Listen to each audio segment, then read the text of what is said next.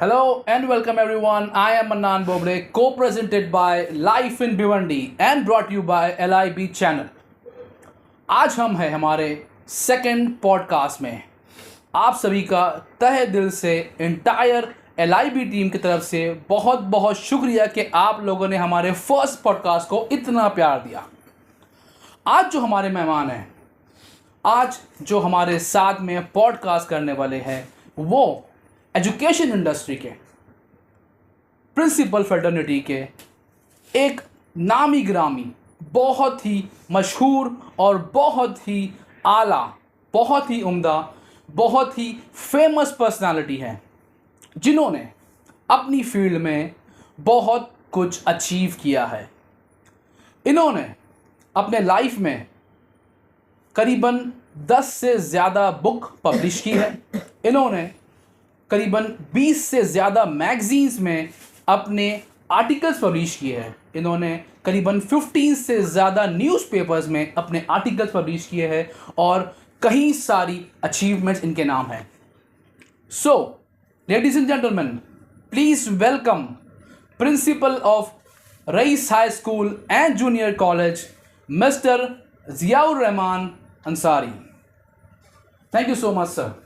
First of all मैं आपका बहुत बहुत शुक्रिया करना चाहूँगा कि आपने आपके इतने कीमती वक्त में से हमें एक घंटा 2 घंटा दिया, जो हम आपसे बातचीत कर सके और आपके व्यूज़, आपकी नॉलेज जो आपने अब तक की एजुकेशन इंडस्ट्री को दी है, वो आज एक मीडिया के थ्रू, एक चैनल के थ्रू लोगों तक पहुँचा सके.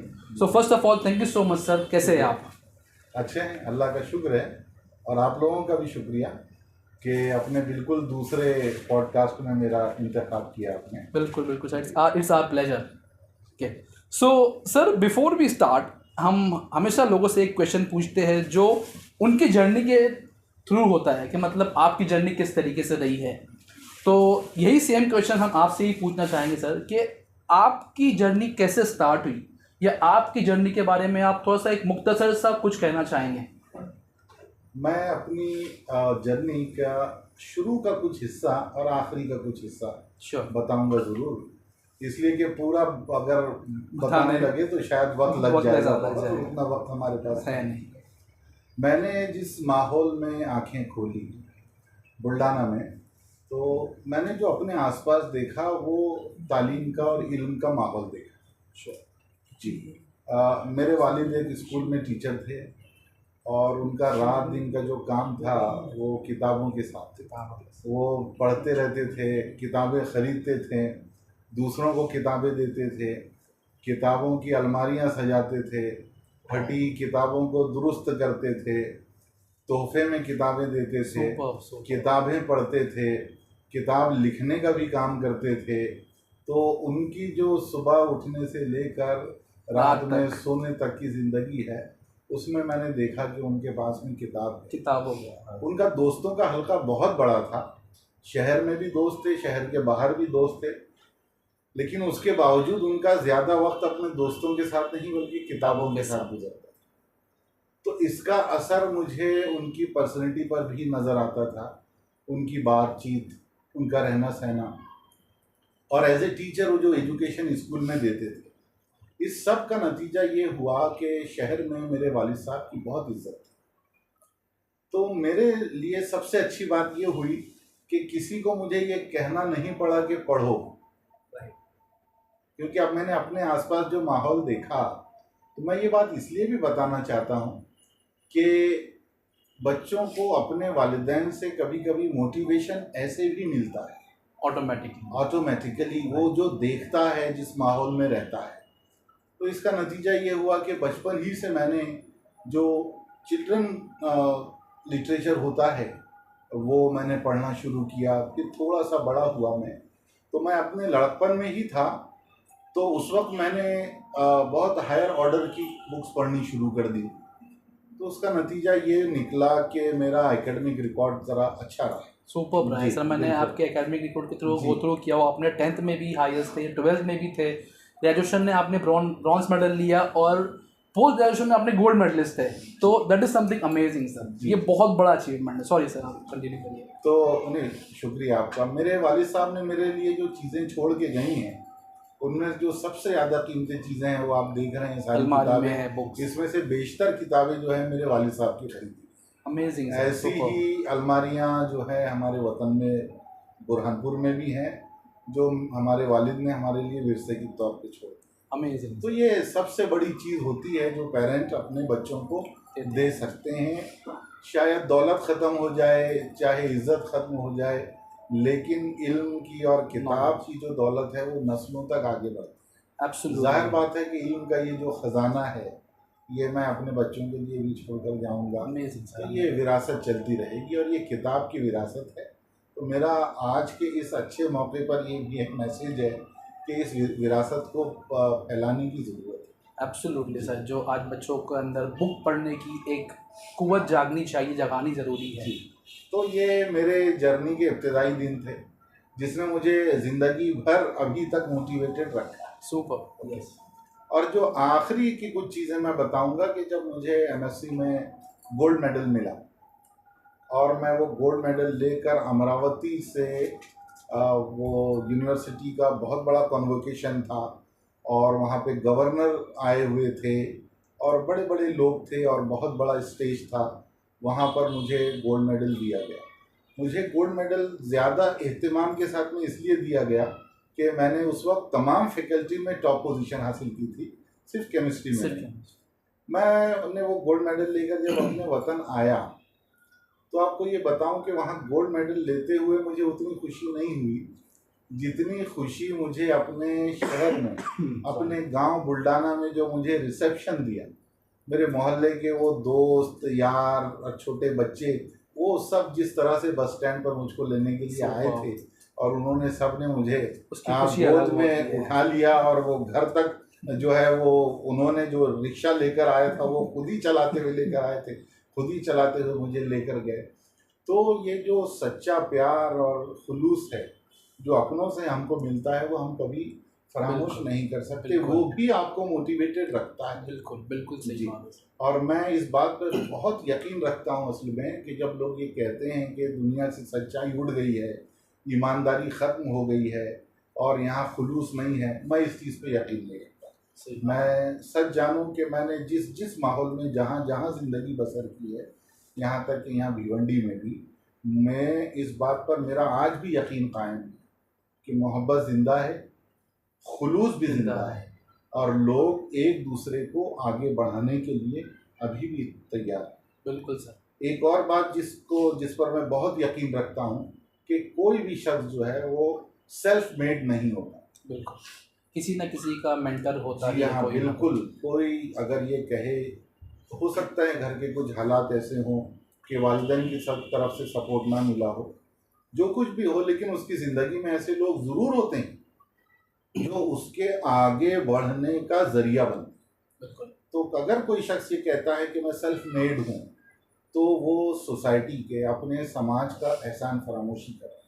बिल्कुल सर। तो यकीनन हम जहाँ पर भी पहुँचते हैं तरक्की के रास्ते में, उसमें हमारे समाज का, कहीं हमारे पड़ोसियों का, कहीं हमारे बड़ों का, कहीं हमारे दोस्तों का, कहीं रिश्तेदारों का, कहीं हमारे टीचर्स का कुछ न कुछ रोल होता है, ज़रूर होता है।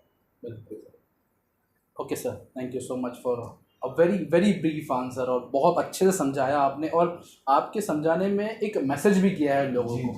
बहुत अच्छा मैसेज था सर। जी, शुक्रिया सर। आपके नज़रिए से इंसान की ज़िंदगी में तालीम और एजुकेशन, मतलब वही, उसकी क्या इम्पोर्टेंस है, उसकी क्या अहमियत है? जी देखिए, तालीम और हुनर हासिल करना, ये दो चीज़ों को यहाँ पर इस सवाल के जवाब के लिए मैं अलग अलग करता हूँ। Okay sir. जब आप टेक्निकल एजुकेशन हासिल करते हैं, जब आप प्रोफेशनल एजुकेशन हासिल करते हैं, तो सही मानों में आप कोई हुनर सीख रहे होते हैं, स्किल सीख रहे होते हैं, और ये सब शुरू होता है ज़्यादातर एक 18 साल की उम्र के बाद। तो सही मानों में जो असल एजुकेशन है या जो बुनियाद बनती है इंसान की ज़िंदगी बनाने में, वो एजुकेशन है जो उसकी माँ की गोद से लेकर उसके शऊर में आने तक जवान होने तक या 17-18 साल की उम्र तक जो हासिल करता है वो सबसे ज़्यादा है, सबसे क्योंकि इस एजुकेशन के अंदर स्किल और हुनर को सेकेंडरी इम्पोर्टेंस है, वो नंबर 2 पर है। नंबर 1 पर उसका अखलाक है, किरदार है, उसकी वैल्यू है, उसकी वैल्यूज़ हैं, एज ए ह्यूमन बीइंग उसकी रिस्पॉन्सिबिलिटी है, ऐसी बहुत सारी चीज़ें उसको सिखाई जाती हैं। तो ये असल में एजुकेशन है। अगर ये इस एजुकेशन के अंदर कुछ खामी रह गई तो वो आगे का जो एजुकेशन है, जिसको आप प्रोफेशनल टेक्निकल एजुकेशन कहते हैं, वो कितना भी सक्सेसफुल हो, ये जो ह्यूमन बीइंग है आगे चल के अपनी सोसाइटी के लिए, अपने समाज के लिए फायदामंद नहीं हो सकता, कुछ खास नहीं कर पाएगा। अगर वो अपने ज़ात के लिए, अपने आप के लिए शायद एक सक्सेसफुल इंसान बन जाए शायद, बिल्कुल बिल्कुल, लेकिन वो हमारी सोसाइटी के लिए कोई कंट्रीब्यूशन नहीं कर पाएगा। इसलिए ये बहुत ज़रूरी है कि उसको उसके शऊर तक पहुंचने तक एजुकेशन कंप्लीट वे में, डायनामिक वे में, तमाम पहलुओं के साथ उस तक पहुंच चुका। एब्सोल्युटली बहुत बहुत गहरी बात कही है आपने, छोटे से आंसर में बहुत गहरी बात कही। तो सर ये क्वेश्चन थोड़ा सा पर्सनल है। अच्छा। क्या आप काफ़ी स्ट्रिक्ट और लाइक डिसिप्लिन पसंद प्रिंसिपल है क्या? जी, आप पूछ रहे हैं क्या, तो अब ये सवाल ज़रा मुश्किल है, क्या इसका फैसला तो दूसरे करेंगे। मैं एक चीज़ लेकर ये चलता हूँ कि इंसान को सबसे पहले अपने लिए स्ट्रिक्ट होना चाहिए, अपने लिए डिसिप्लिन्ड होना चाहिए। अगर आप खुद अपने ऊपर स्ट्रिक्ट नहीं हैं, खुद आप अपने आप के लिए डिसिप्लिन नहीं है, तो शायद आप दूसरों पर इम्पोज नहीं कर। एग्जैक्टली। कई लोग ज़िंदगी में ऐसा करते हैं, क्या लोगों को बहुत सजेशन देते हैं बट पीठ पीछे वही गलत काम करते रहते हैं। जी, तो ये एक बहुत अहम चीज़ है। दूसरा, डिसिप्लिन के बारे में मेरा ये ख्याल है कि मैंने अपने स्कूल में भी ये कोशिश की है कि मैंने वही चीज़ें लागू करने की कोशिश की जो एज ए टीचर मैं खुद जिनकी प्रैक्टिस करता रहा। 2008 में प्रिंसिपल बनने से पहले मैं प्योरली समझ लीजिए कि तकरीबन 12 साल एज ए टीचर काम कर चुका था। तो एज ए टीचर जो मैं आज महसूस करता हूँ, जिन बच्चों को मैंने पढ़ाया, और वो दिन जब मैं याद करता हूँ तो वो मेरी ज़िंदगी के सबसे रोशन थे।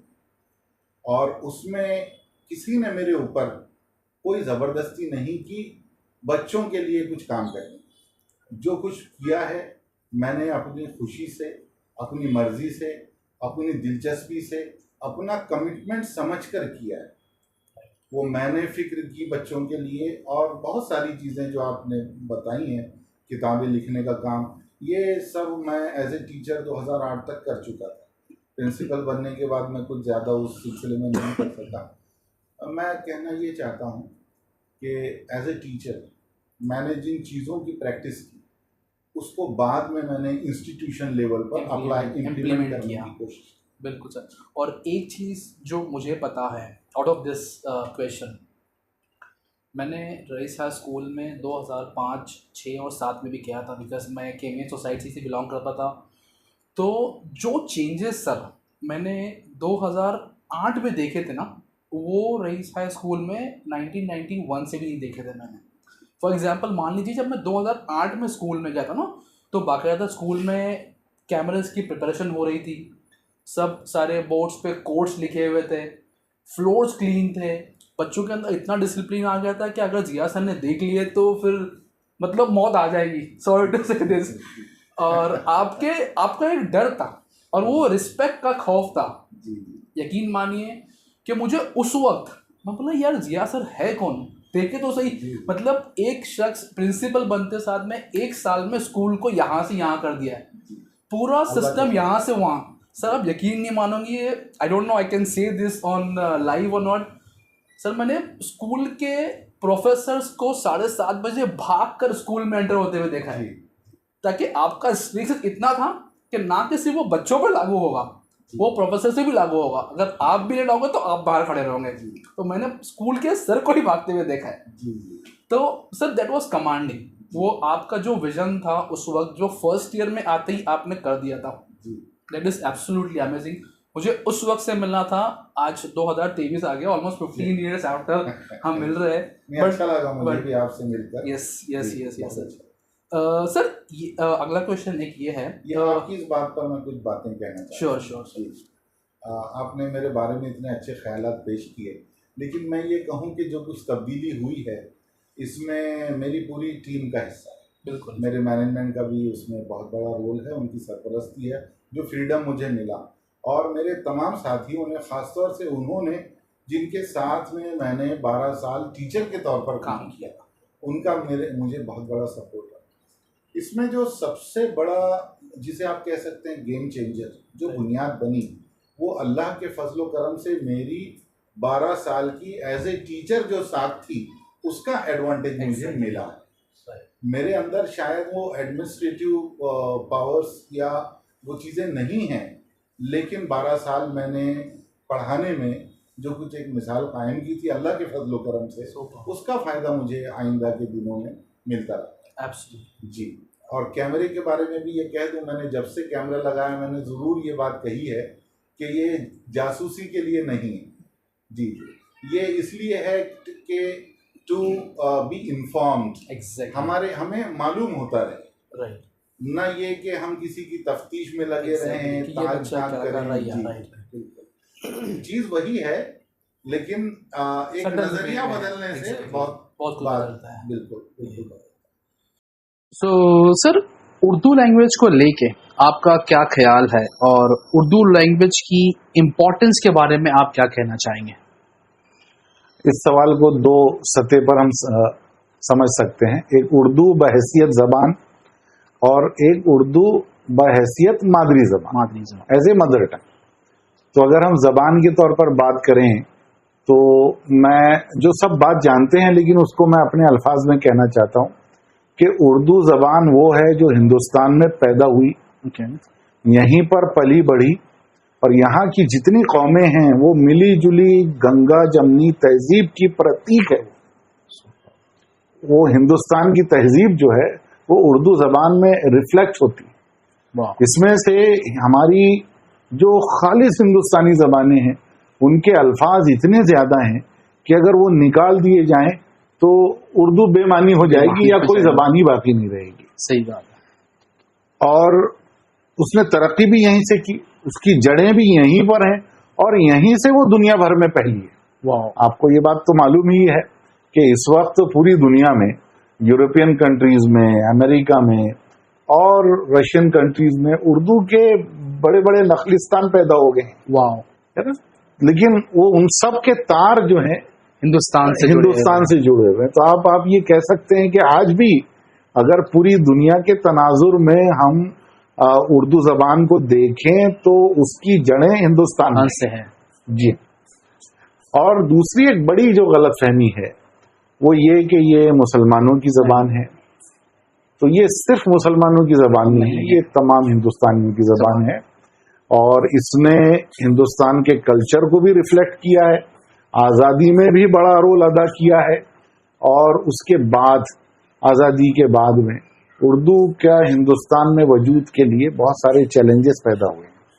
تو اب میں آتا ہوں اس طرف کہ اردو بحیثیت مادری زبان, اردو زبان کے سامنے جو چیلنجز ہیں ان میں اردو کو زندہ رکھنے کے لیے تمام ہندوستانی اپنا کردار ادا کر سکتے ہیں, کرنا چاہیے. بالکل. وجہ یہ ہے کہ یہ ایک ہندوستانی زبان ہے, اور دوسرا یہ کہ اس میں اور نمبر 2 پر سب سے بڑا رول کون ادا کر سکتا ہے, تو وہ لوگ جن کی مادری زبان اردو ہے, ان کی رسپانسبلٹی ہے. بے شک. مادری زبان کے تئیں آپ کی ماں کا جیسا حق ہے آپ کی جان پر, تو آپ کی انٹلیکچوئل لائف پر آپ کی مادری زبان کا حق ہے. بالکل. جیسا کہ ہم جب ٹریول کرتے ہیں, فار انسٹنس مان لیجیے اگر ہم ٹریول کر رہے ہیں ساؤتھ میں, ہم ٹریول کر رہے ہیں نارتھ میں, ہم ٹریول کر رہے ہیں ایسٹ میں, تو وہ اپنی لینگویج کو بہت زیادہ امپورٹینس دیتے ہیں جو وہ ان کی مدر ٹنگ ہوتی ہے. جی.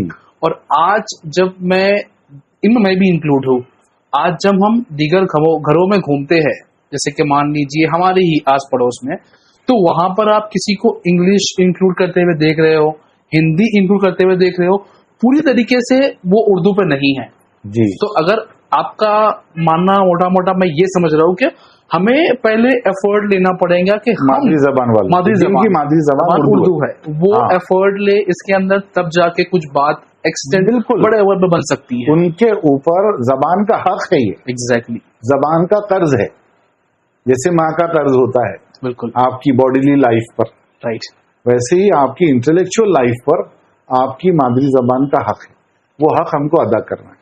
اب وہ کیسے کریں گے یہ اہم سوال ہے. یہ بول دینا ہے کہ بھئی حق ہے, بھئی کیا حق ہے, اس کو کیسے ادا کریں. تو یہ کہ بولنا, لکھنا اور پڑھنا, یہ تینوں سطح پر. بولنا یہ کہ آپ اعتماد کے ساتھ میں اپنی مادری زبان بولیے, بالکل آپ ہچکچائیے مت.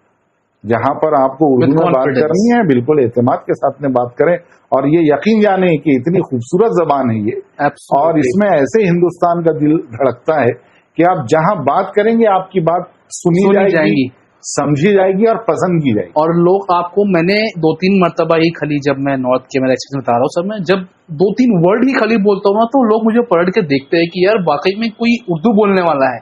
مجھے تو اتنی آتی نہیں ہے, میں اپنے آپ کو بتاتا نہیں ہوں کہ میں اتنا اچھا ہوں, بٹ جو بھی ورڈ میں نے سیکھے ہیں میرے دوستوں سے, اگر میں اس الفاظ کا استعمال کرتا ہوں, لائک فار انسٹنس میں نے ابھی جو بولا الفاظوں کا استعمال, تو وہ دیکھتے ہیں کہ یار اس کو اردو لینگویج آتی ہے شاید, جی تو وہ بہت خوبصورت لینگویج ہے.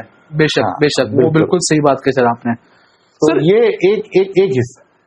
دوسرا یہ کہ اردو جن کی مادری زبان ہے, یا تو انہوں نے اپنے بچوں کو اردو میڈیم اسکولوں میں تعلیم دینی چاہیے, یا ایسے اسکولوں میں تعلیم دینی چاہیے جہاں پر ایک لینگویج اردو سبجیکٹ ہو, ایک سبجیکٹ ہو.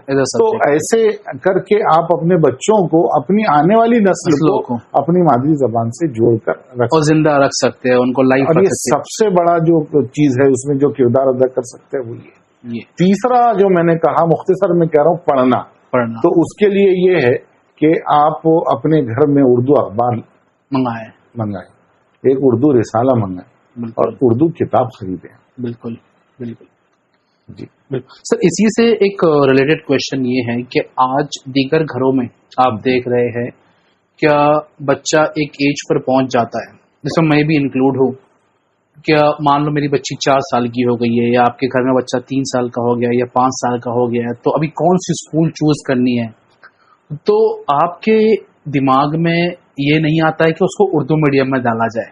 99% کیس میں, دیکھیے میں کسی کو کچھ برا بھلا نہیں کہہ رہا ہوں, بٹ آج مجھے ایسا لگتا ہے, سر آپ مجھے کریکٹ کریے, کہ جو فائنینشلی اتنا اسٹرانگ نہیں ہوتا ہے شاید وہ اپنے بچوں کو اردو میڈیم میں ڈال رہا ہے, نہ کہ یہ دیکھ کر کہ میرے پاس پیسہ نہیں ہے یا پیسہ ہے تو میں ڈال رہا ہوں یا نہیں ڈال رہا ہوں. مجھے ایسا لگتا ہے سر, تو آپ کا اس کے اوپر کیا کہنا ہے؟ بہت آسان فارمولا ہے کہ جب آپ اپنے بچے کے لیے اسکول کا انتخاب کریں تو اس وقت آپ میڈیم بعد میں دیکھیں, پہلے آپ معیار دیکھیں آپ کہ کہاں کا اسٹینڈرڈ اچھا ہے, کہاں کا ایجوکیشن اچھا ہے. اب اس کے لیے تھوڑی سوجھ بوجھ کی ضرورت ہے کہ ہمارا جو ایجوکیشن کا کانسیپٹ ہے وہ یہ ہے کہ ابھی آج کل جو بنا دیا گیا ہے کہ وہاں پر گھڑ سواری سکھائی ہونا چاہیے, وہاں پہ تیراکی کی کلاسز ہونا چاہیے, وہاں پہ ڈانس کی کلاسز ہونا چاہیے, وہاں پر موبائل فون میں ایک ایپ ہوتا ہے جہاں سے اسکول میں میسج آتا ہے, ویڈیوز آتے ہیں, بچوں کو رپورٹ کارڈ دیے جاتے ہیں, وغیرہ وغیرہ. تو یہ ایک جھوٹا گلیمر ہے. ایگزیکٹلی. یہ دیکھ, ایجوکیشن فنڈامنٹل وہ چیز ہے جو کلاس روم میں چلتی ہے. بالکل. What is happening in the class room is the fundamental of the education. وہ اہم چیز ہے, اس کے علاوہ کی چیزیں بھی بعد میں یہ سارے بائی پروڈکٹس ہیں اس کے جو. جی ہاں, وہ آپ ضرور دیکھیں. تو ہمارے پیرنٹس وہاں پہ مس کر جاتے ہیں. ہمارے پیرنٹس گلیمر کے پیچھے, شہرت کے پیچھے, جو کچھ سن رہے ہیں اس کے پیچھے جا رہے ہیں. انگریزی, یہ جو میڈیم کا سوال ہے یہ پھر بعد میں بالکل پیدا ہوتا ہے اور بہت اہم ہے. جیسا کہ بہت جو میں بات آپ کو بتا رہا ہوں آپ خود بھی جانتے ہوں گے, اور یہ ایجوکیشن کے فنڈامنٹل پرنسپلس میں سے ہے کہ کسی بھی بچے کی ابتدائی تعلیم اس کی مادری زبان میں ہی ہونی چاہیے. بالکل. ابتدائی تعلیم، پھر بعد میں آپ ایجوکیشن اس کو کسی بھی لینگویج میں دیں۔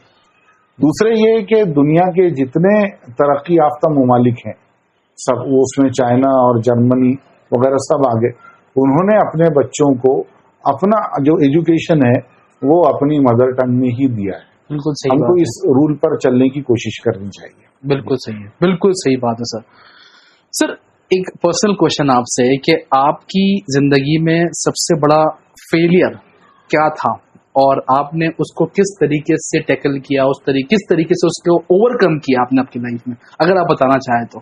جی دیکھیے، میں پرٹیکولر کسی انسیڈنٹ کی طرف، کسی واقعے کی طرف اشارہ کرنے کی بجائے میں یہ کہوں گا کہ میں نے کس اصولوں کی بنیاد پر ان پر قابو پایا۔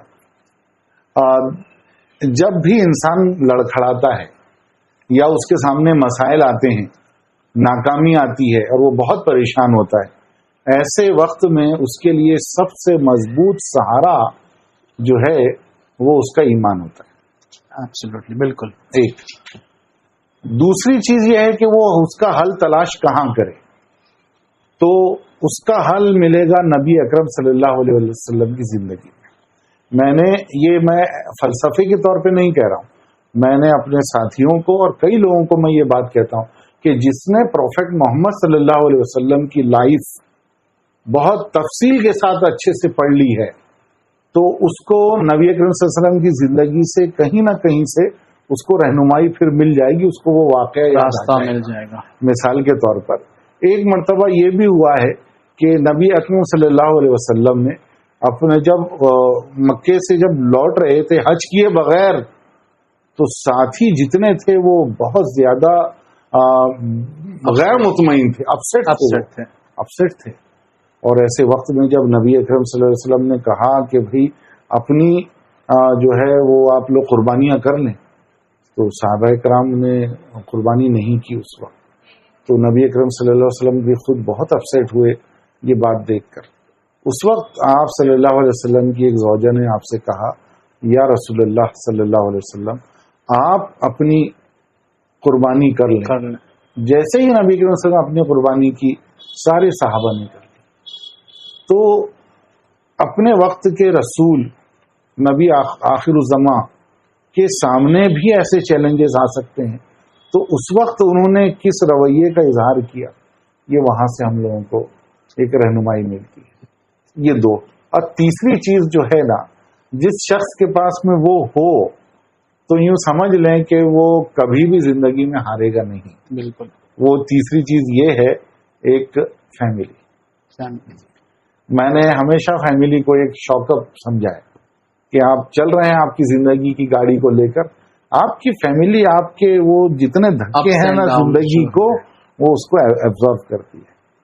تو جب آپ دنیا سے تھک کر آتے ہیں اور پریشان ہو کر آتے ہیں، آپ کو سکون اپنے گھر کے اندر ملتا ہے۔ بالکل۔ تو یہ بہت بڑی بنیاد ہے۔ آپ باہر کتنے بھی سکسیسفل ہوں، لیکن اگر آپ کو اپنے گھر کا سہارا نہیں ہے تو یوں سمجھ لیں کہ آپ ایک ناکام انسان ہیں۔ وہی کہتے ہیں، تو آپ اگر زندگی میں کامیاب ہونا چاہتے ہیں تو پہلی کامیابی آپ اپنے گھر میں حاصل کریں۔ ایک اچھی مضبوط فیملی جو ہے وہ کامیابی کی ضمانت ہے، میں سمجھتا ہوں۔ ایبسلیوٹلی سر، ایبسلیوٹلی۔ وہ کہتے ہیں کہ آپ کہیں بھی کتنے بھی سکسیسفل کیوں نہ ہو جائیں، اگر آپ کے گھر میں سکون نہیں ہے جی تو پھر آپ کا سارا پیسہ ویسٹ ہے۔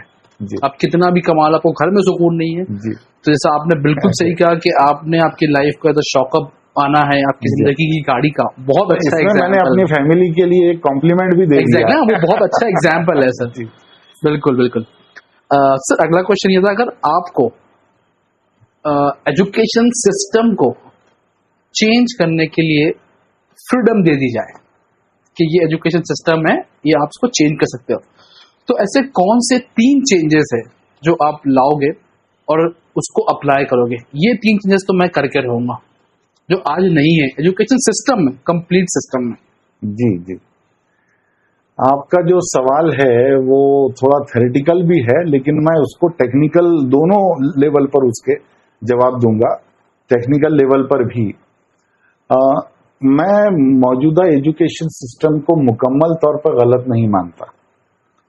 ہم فن لینڈ کے ایجوکیشن سسٹم کو، یونائٹڈ اسٹیٹس کے اور دوسرے डेवलप्ड कंट्रीज के, तरक्की याफ्ता मुल्कों की एजुकेशन सिस्टम की बात करते हैं, कोई भी कहीं का भी जो एजुकेशन सिस्टम है वो उनके अपने देश की वहां की समाजी जरूरत के एतबार से एग्जैक्टली तश्कील दिया जाता है।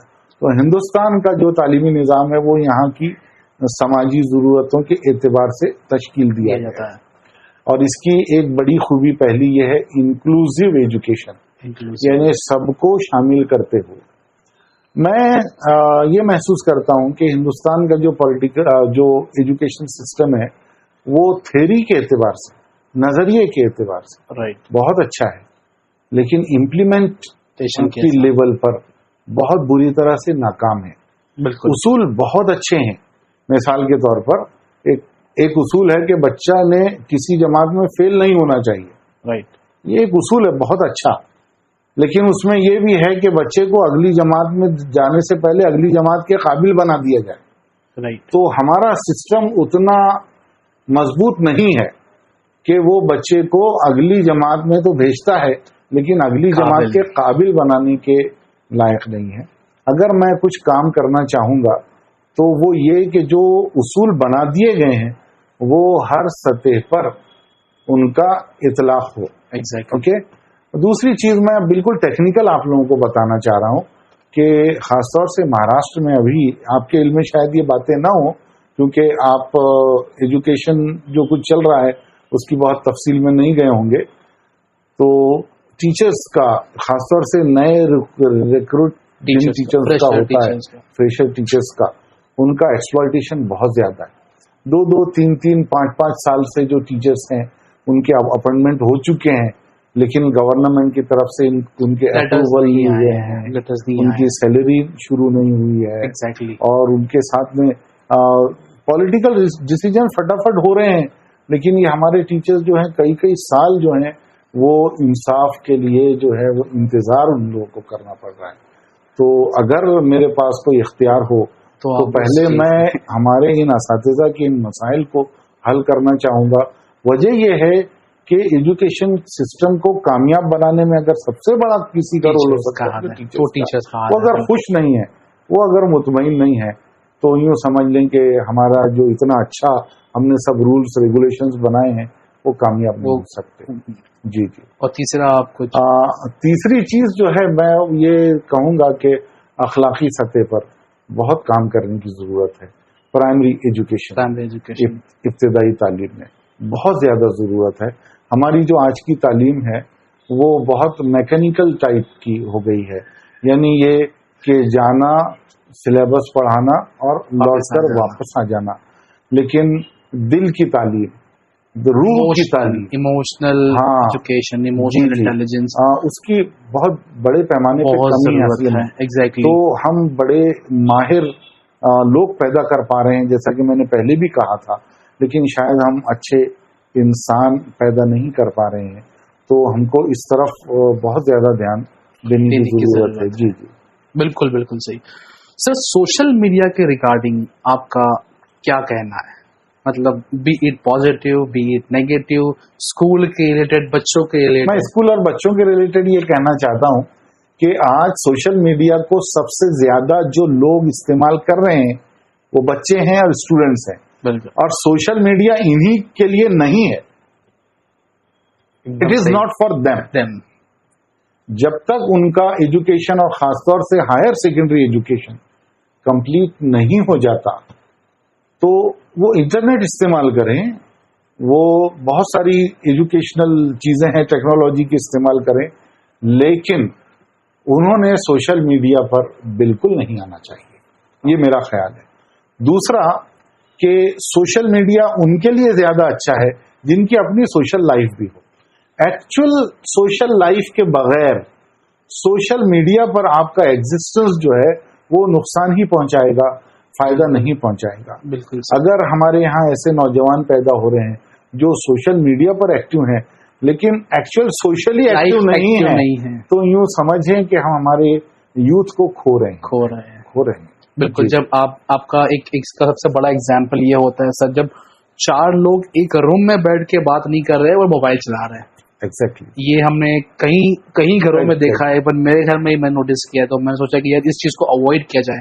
جب آپ گھر میں ہو تو ایٹ لیسٹ وہ ٹائم موبائل یوز نہ کریں جب تک آپ کو کوئی کال نہیں آیا ہے یا کوئی امپورٹنٹ کام نہیں کر رہے ہیں. تو ہمارا ماننا ہے اس کے ریگارڈنگ. بالکل ایسا ہی ہے, کوئی پروٹوکال ہونے چاہیے, جن میں سے ایک میں نے یہ کہا کہ اسٹوڈینٹس کا کوئی سوشل میڈیا اکاؤنٹ نہیں ہونا چاہیے. ایبسولوٹلی ہونا ہی نہیں چاہیے, ہونا ہی نہیں چاہیے. فیس بک ہو اور وغیرہ وغیرہ, انسٹاگرام ہو, ایبسولوٹلی ناٹ.